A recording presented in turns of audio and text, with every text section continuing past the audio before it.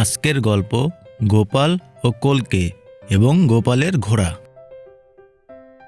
এখন বাবা তামাক খাচ্ছেন। গোপাল কলকে পাবার আশায় বসে আছে। গোসাই মাঝে মাঝে এমন জোরে টান দিচ্ছেন যে তাতে গোপালের মনে হচ্ছে এই বুঝি এবার গোসাইয়ের তামাক খাওয়া শেষ হলো। সে অমনি হাত বাড়াচ্ছে কলকের জন্য, কিন্তু গোসাইয়ের তামাক খাওয়া আর শেষ হয় না।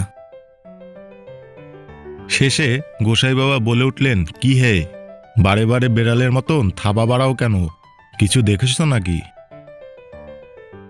গোপাল বললে, ইঁদুর ভেবে হাত বাড়িয়েছিলাম, কিন্তু এখন দেখছি এটা ছুঁচো ছাড়া আর কিছু নয়।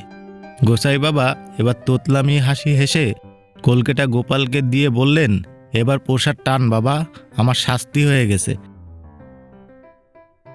দ্বিতীয় গল্প। গোপাল একটা নতুন ঘোড়া কিনেছে। গোপাল তাই নিজে শখ করে তার সাজ পরাতে গিয়েছে।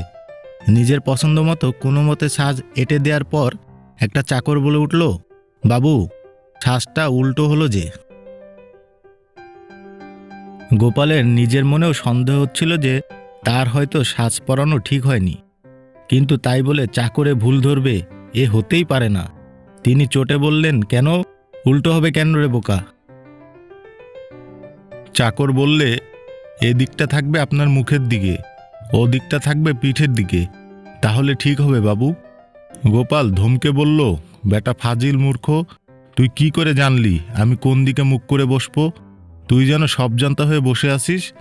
গোপাল কোনো মতে ছোট হতে পারছিল না। বন্ধুরা, ভিডিওটি যদি আপনাদের ভালো লেগে থাকে তাহলে অবশ্যই লাইক, কমেন্ট এবং সাবস্ক্রাইব করতে ভুলবেন না। ধন্যবাদ।